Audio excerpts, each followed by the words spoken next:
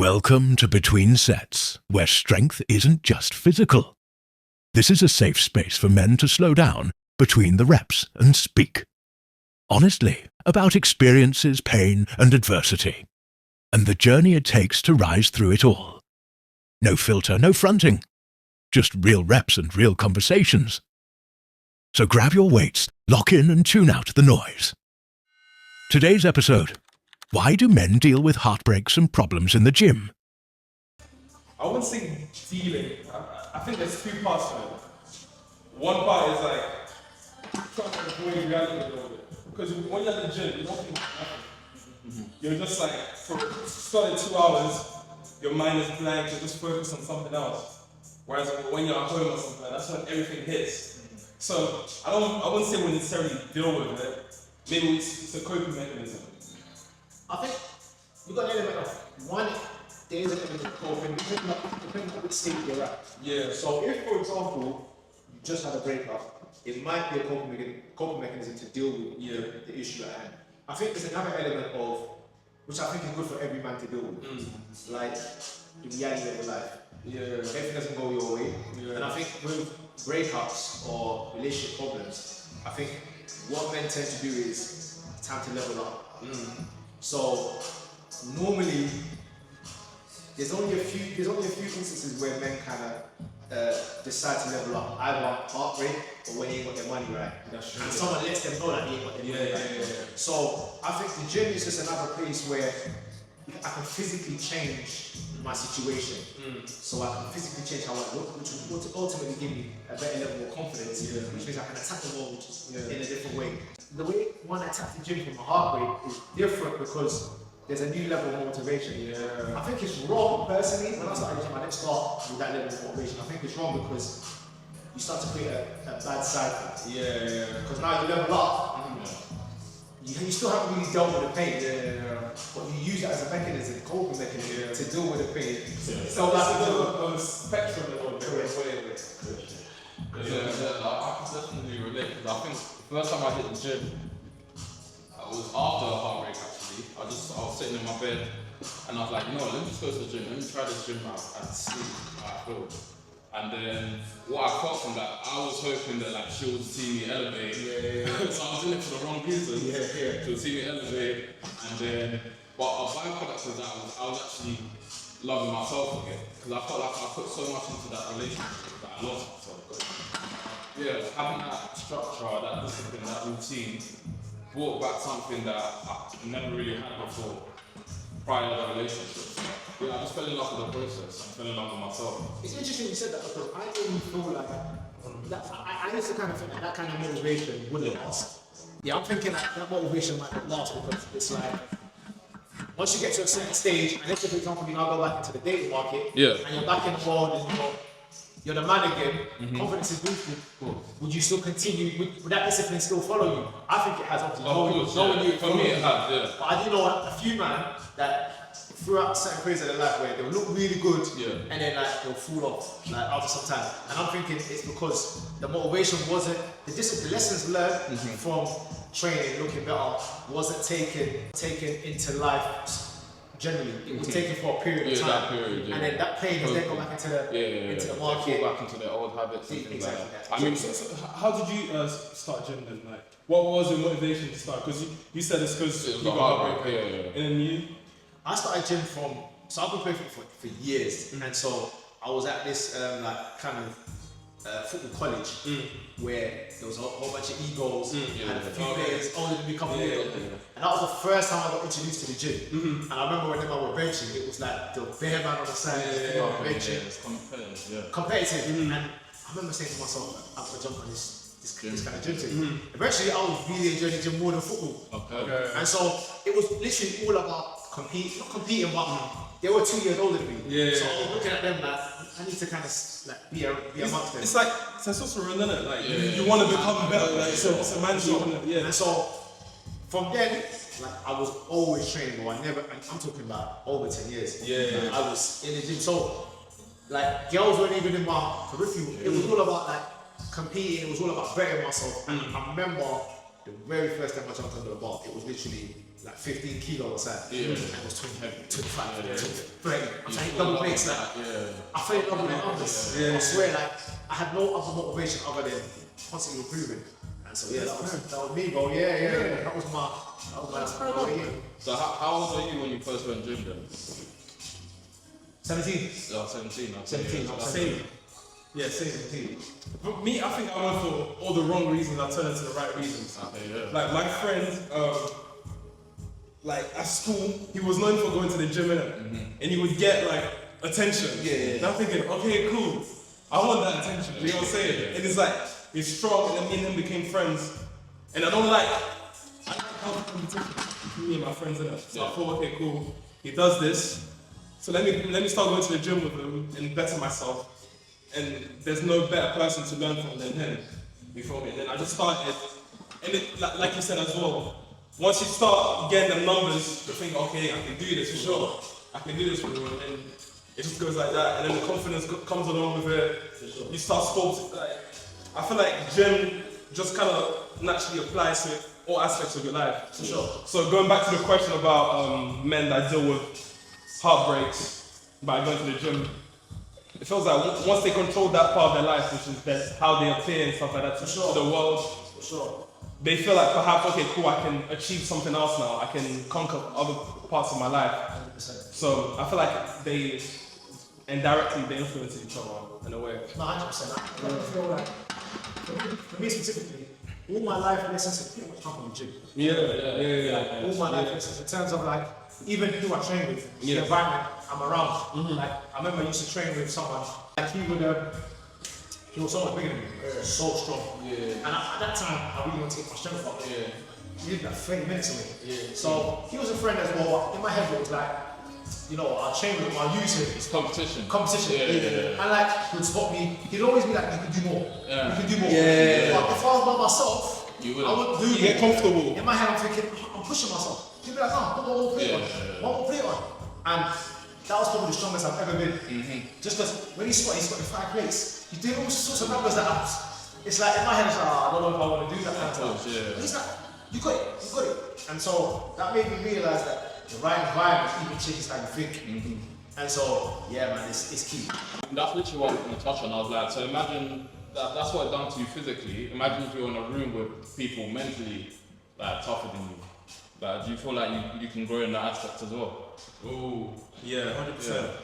Because what's the saying? Surround yourself by 9 millionaires. You'll become a 10. Yeah, sure. yeah. 100%. I think so too, man. Like that's another conversation. Like I've realized the people that influence me most in my life. How can I say this? Like the people I surround myself, I always pick up things from them. Of course. That's why I stick around them. Yeah. So let's say, for example, I had a friend that was extremely broke and a friend that was like a millionaire. I would naturally gravitate towards one more because I feel like I can pick up things that would better my life more than the other one. Maybe the other one, there won't be any love lost. Like, I don't think the love will still be there. However, if I want to better my life, I'm always going to surround myself with people that have good, positive mindsets, because naturally that will influence how I think as well. That's why I don't like to really mingle with a lot of people that are so negative and stuff, like complain too much. I can't do it. I think that's bad for my mindset. Do you know what I've noticed though? I've noticed, yeah, like, depends on where you are at and how you see yourself. Yeah. So, for example, I did okay, but when I joined David Lloyd, for example, someone brought me into David Lloyd's and was like, we need to start mingling with these people. And I remember I was in conversations with the sauna, and I wouldn't tell them everything about me, because now I'm a lot more self-conscious that my background doesn't kind of fit with their background. Or where I'm coming from, they might think, I don't know if I want to associate myself with this individual. So I wouldn't dumb myself down, but I wouldn't confidently state past experiences, because I was now more aware of where I'm coming from and if it fits in with these, with their circle of influence. It's one thing being able to understand where you're at and who may not be on your level, but then subconsciously, do you ever think to yourself, maybe I'm not on their level, and then you kind of like downplay yourself, even in conversation. So, Yeah. for example, me now, I'm from Tottenham, right? So, and I didn't finish uni. So, when I'm talking to them, that side, I keep quiet. Yeah, the Tottenham side. The Tottenham side, I didn't finish uni. Yeah. Because to me, in my head, it's like, oh, he's from Tottenham. That's not really an area that I want to associate myself. Or he didn't finish uni, is he well educated to me? A friend then said to me, like, at the end of the day, you're in the same sauna to have a conversation. Which means, however you got here, you got here. So, one thing, another element is that you don't realize is that although your path here is different, you'd be surprised that they find you interesting because of that. Yeah, I'm gonna say Your stories are unique. Everyone's life stories are different, right? But that's not how you see yourself. Which I think is probably the key message I've always kind of like, anytime I'm around different types of people, it's always like, believe in yourself, and don't ever despise where you came from. Because it tells us a rich story. But subconsciously, how I saw myself at that time, it's like, I don't know if I'm. Okay. What do you think that came from? I think it comes from the element that you know your surroundings, right? So I know that Tottenham's not considered a very well-off area, right? So a lot of problems. correct, exactly that. So it's like people might not see it as, people might automatically associate anyone from there as having a certain type of behavior or mentality. And then another aspect that for me is more is my lack of, not lack of education, I won't say that, but not finishing uni basically. I see that as an African as well, Nigerian, that's already like, you didn't, and then anyone you speak to, it's like, what have you actually accomplished up until this point, right? And so, although I've done many things, for some reason in my own mind, I just update, I just omit that excess information. And that's just an insecurity in me that I've learned to kind of. I'm glad you can say that and acknowledge it. Yes. I don't know. Because that's interesting that you said that, because I think even if I speak to people that I think are above me, no, I never think anyone is above me first of all. Okay. But let's say for example, someone is rich, for example. I know how those type of people are. I won't downplay myself, but I let them have the spotlight. But I never not be myself. That's how I always think about things. But is there a difference between being yourself and you taking the spotlight whilst they're there? Because that's what I was talking about in a conversation where if we're having a conversation, I can say what I've done, my accomplishments, but I was very honest in certain conversations, I didn't want to say my accomplishments because I didn't think my accomplishments were on the same scale as theirs to kind of have a conversation where, because it's only if you tell me your accomplishments that I can say, actually, you could actually be significantly useful to me. But if you don't say your accomplishments, I might think I'm helping you out, like, what can you really offer me? But in those kind of rooms, you have to be able to big yourself up. So I know, actually, you do this, you do that, you do this. Let me take your number out. But because I'm kind of like, I don't want to talk too much about myself because there's a level of insecurity, then you don't know what opportunities you're missing out on because. For me, that's the kind of question I'm kind of asking. Okay. For me, it's more so like, I know how to navigate around people, I'd say. I know how to control conversations in a way, because a lot of people like to talk about themselves.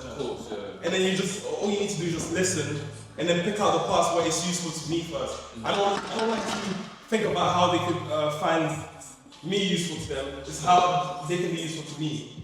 That's how I think of it. That's why I give them the spotlight to speak, listen to what they're saying. So okay, you do that. Okay, fair enough. That's what I did as well. Like I'll jump in a little bit. I won't go achievement from achievement. You know what I'm saying? Because as much as I like conversation and control conversation, I don't like speaking to just anyone. Of course. So that's why I allow people to speak. If I can get something out of them first, then that's a worthwhile conversation for me.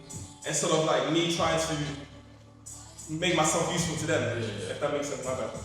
But yeah, that's how I see it really. I think one thing that sticks out with me, my dad always used to say like, Bill Gates doesn't have two heads. That's the same way you do. He just uses skill to get him where he is today. Yeah. Like, you have the skill. You just have to do the same thing, apply it. So They're just people like us. that's why even when I see certain celebrities, I don't really get starstruck. Like, I know you are like, I see your work, it's good, I'm not starstruck. I'm not like, oh my god, it's my idol. Nah, human being just like me. Never idolized. Yeah, I never really idolized those people.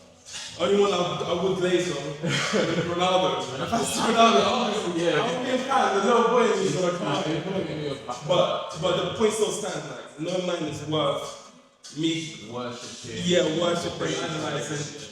Doesn't make no sense. Do you know what I've learned as well? Like, this one's saying that gym taught me so much. So I've seen, there's been so many times in the gym where I've gone up to random people like, and I've seen like a certain body part. Yeah. And like there was one guy back in the day, he had some crazy legs. Yeah.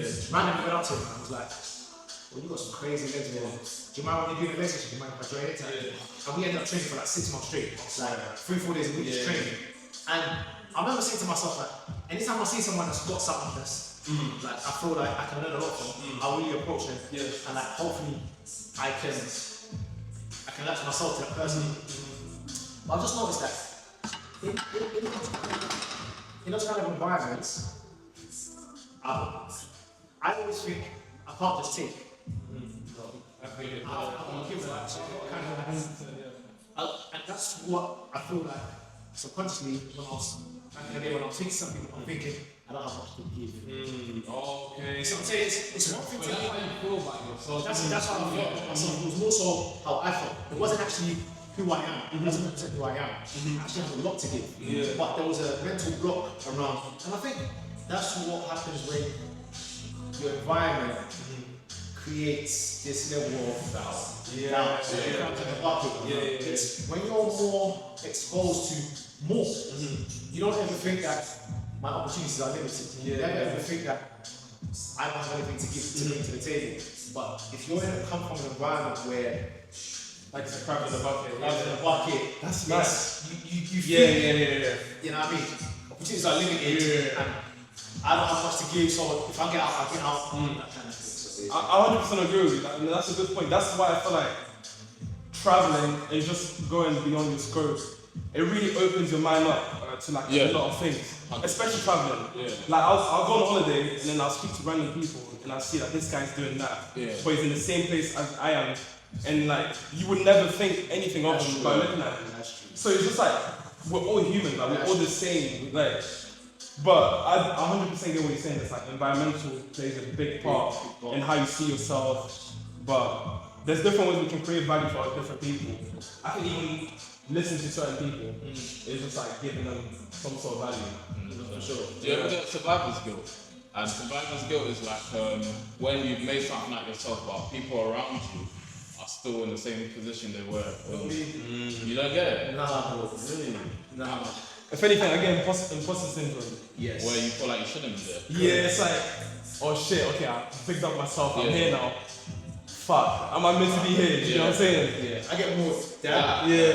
Survivors, you might do what you're supposed to do. Because actually, a lot of the people I grew up with, like, they see what I'm doing, they make these snarky comments, and I'm like, ooh, like, am I really switching up? Am I changing up on them? Obviously, in my eyes, I'm still friends with them. I'm still loyal. I have a loyalty towards them, and I would help them in ways I could.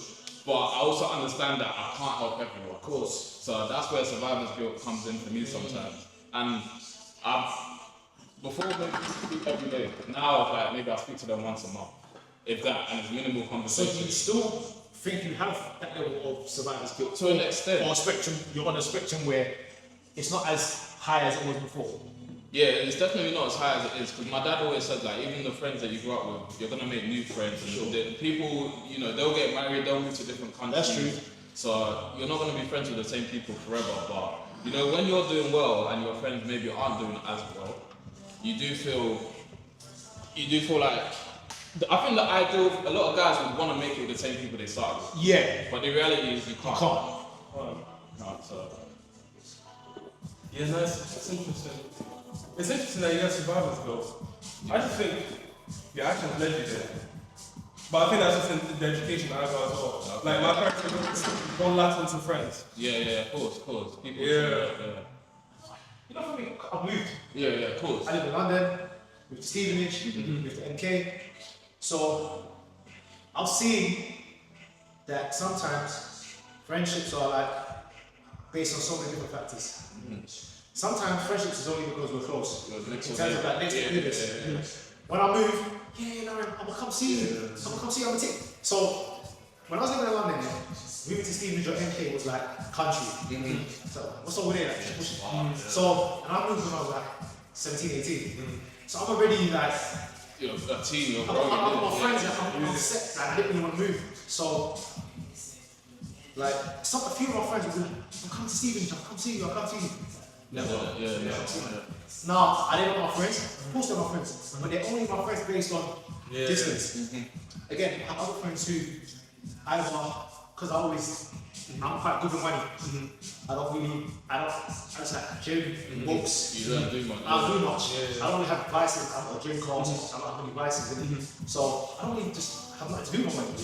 But I've got people that they get into a situation like involve me, and I get back to you.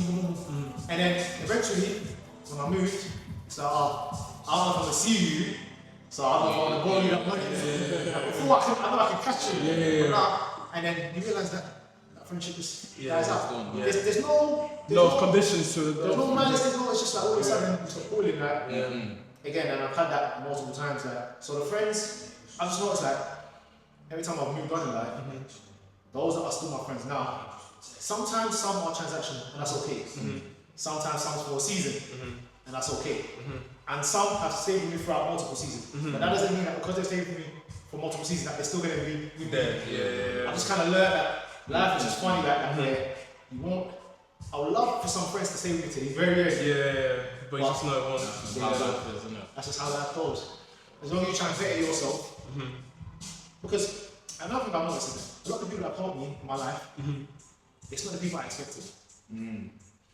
I've had some people like for specific jobs stay away from their missus, not stay away from their missus, but like they'll come out at like 6 o'clock, 7 o'clock when they got a baby and they got missus and like to help me study and help me do certain things, and I'm like, but you know, I didn't expect you to do that. You I expected to do it, told me they didn't have time.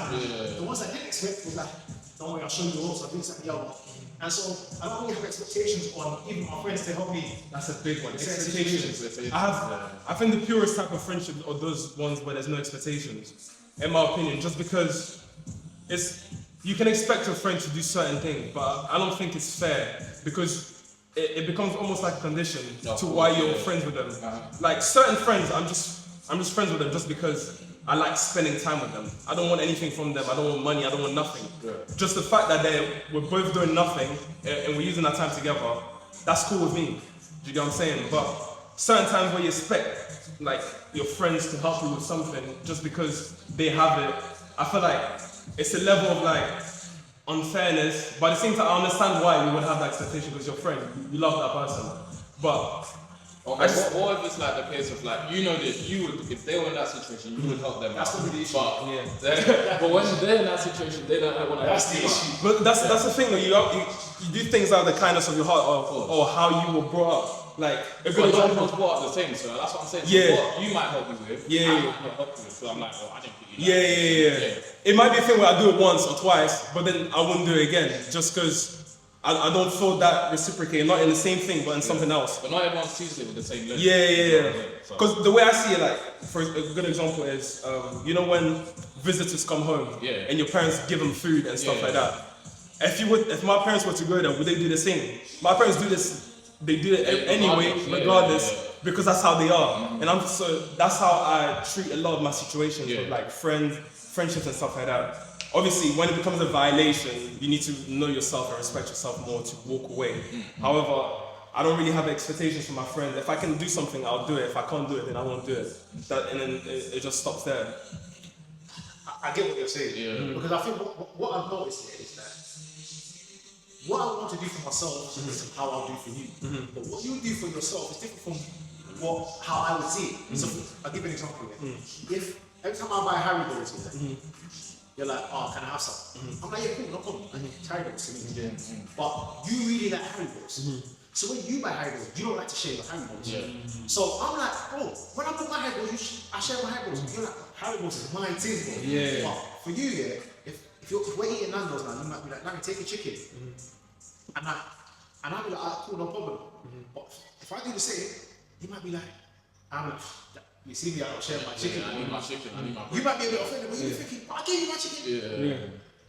What you're willing to give and what I'm willing to give are different based on what we value. Exactly. Sometimes I think with friends sometimes Different values. different values. That's why I say you shouldn't have expectations, because it's in different ways. Like, let's say for example, you might have me in money, but I might have you in food. Sure. Do you get what I'm saying? Sure. So it's like it's different levels of weighing things out. Sure. That's why I say you shouldn't have expectation necessarily.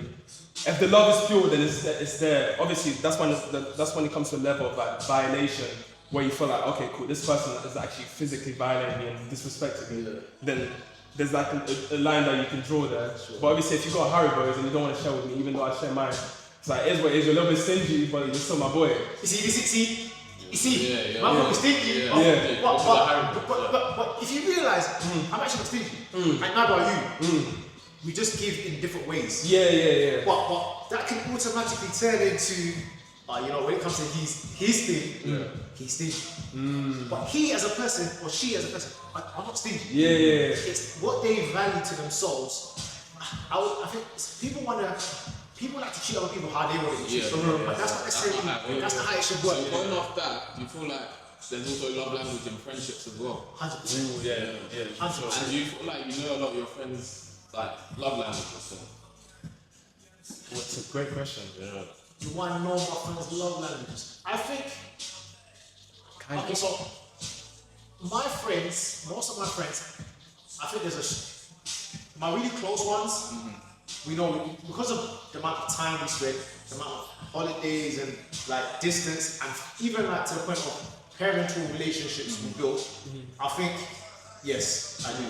I know what he likes, what he likes as well. We just know that we know ourselves, innit? But I think there's some friends where we don't have the same level of relationship. Maybe because I don't have a good understanding of their love language and vice versa, or I just don't like their love language. Yeah. That's another thing. If it was a girl, she wanted gifts all the time, I don't really allow it. Yeah, okay, that's a very good segue. Friendships a lot. Yeah. So, there's some guys that always want to be on the phone to you. They always want to say, we're here today. Bro, I want my own people. Yeah. Like they always want to be with you. They want quality time. That's a real thing. Bro, I have guys that always want quality time. It's a thing. Some people like, let me go to my day, we'll just play. Bro, like, I got work. You know, you can't, but so that's a real thing. I'm gonna be more aware of that.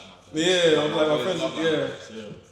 I feel like there's pressure on being a man today, like being a provider. Pressure. Yeah, of being a provider. Pressure from who? Like society, family, friends, partners. You feel like there's pressure. Yeah, to a certain extent. I never feel the pressure from women, because if I don't like what you're proposing, I'll just move on to the next one. From family, maybe a little bit, because obviously I'm a first generation. Is it first generation or second? Second, you'll be second. Your parents came here. Oh, yeah, you're first and No, you'll be second. Your parents came. Oh, no, you first. So there's pressure in the sense of like you have to succeed. Like our parents, like they moved there, they did what they couldn't. So realistically, we don't have an excuse to not succeed. That's how I've always been taught in it. So that's like the pressure I see within that. But aside from everything else, I feel like as a man, you naturally have to have those instincts to provide, do certain things for yourself, and that comes from just the fact that my parents told me I need to succeed. So the rest comes along with it. Or even just seeing like your parents' relationship and how the dynamics are, you understand what a man is supposed to be like and how a woman is supposed to be like. Obviously things have changed now, but it's still the same values and morals that I apply to everything else. So I don't really feel the pressure, I just feel like I just gotta do better myself. It's just harder, but I feel like it would have been harder for them back then. So there's not more pressure. Yeah. There's just pressure. Sure. Sure. I think I do agree with you to some extent. I think it's the way one views it. Do I think that there's any more or any less pressure for a man to provide today? No, not really. I think because you have different circumstances and situations. So Dahn just said, from a community perspective, we have a different level of pressure in a sense where first generation. So there is the pressure of we came here for you guys to succeed. To do something else. That's a different level of pressure than, or a different level of circumstances that someone else may have where I don't know, let's say for example, those from European countries, different wars, you had their very different wars, and so the man had to go out and do what he needed to do, and then come back and look after them. Like, The kids in the world. this is it, society rules and whatnot. Women didn't really have the same level of opportunities to work and so on and so forth, so therefore a man's level of provision was pretty much all he had. So I don't think there's any more or less. I just think circumstances and situations have always created the balance between men and women where as a man you have to provide. I think from young, I know a lot of young girls and women kind of complain that women are bred to cook, clean and so on. But I think as men as well, as young boys, we've been told from the jump like, you got to provide, like, suck it up. Like, whenever you're crying, it's like, men don't cry because the real world means that you got to provide. You can't afford to be crying on the job or crying. So I think, hence why I think as young men, mentally, we've been kind of we've been not given a platform, but we've been told from early that provision is what you do. And I think there are good sides and there are bad sides to it, but it's like anything in it. Even with young girls and women where cooking and cleaning, that's not all they're built for. And as men as well, we're not all built for provision. Like, we're built to provide, but it's not it's not a be an of us. If we can't provide, doesn't mean that we're not men. But so there's good sides and bad sides to everything. But fundamentally, I think as men we have to provide. But I don't know if there's any more or less pressure in society. I think the pressures change depending on the society of the time. Do you think we see it that way? Because I feel like in this topic, for example, we're Africans, maybe we kind of see it the same way, but like, let's say, for example, a nice little John or Gary, their family, they've always been here, nice houses and stuff like that. So they might not feel like they need to necessarily provide because they've got everything that they want anyway. It's like they're wired a bit differently than us in the sense where they don't mind doing the 50-50 with the women as well. I've noticed that with a lot of my white friends, I'll say they're not stressed out on being successful. Like they're happy to have that 3-bedroom house with their cat, their dog, their kid, and just live in that area for 10-15 years. Like, but for us, it's like, no, I need $1 million. I need to take my family out of this place. I need to fly to this country.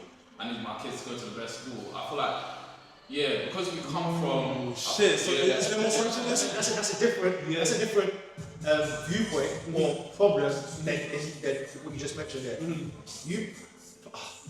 You mentioned the element of what success looks like in African homes or even the black community. Versus you were talking about white people and their ability to see provision differently. I don't think white people see provision any differently to us. I think that a white man, black man, the pressures of providing is still heavily there. If you go to a club, a man's still going to try and buy a girl a drink. A man's still going to, I don't think, that's what I'm saying. He still wants to handle more to the girls. I think men and women are the same. If you have made it this far, thank you for watching the first episode of Between Sets. We hope you enjoyed. If you want to see more, don't forget to like, comment and subscribe.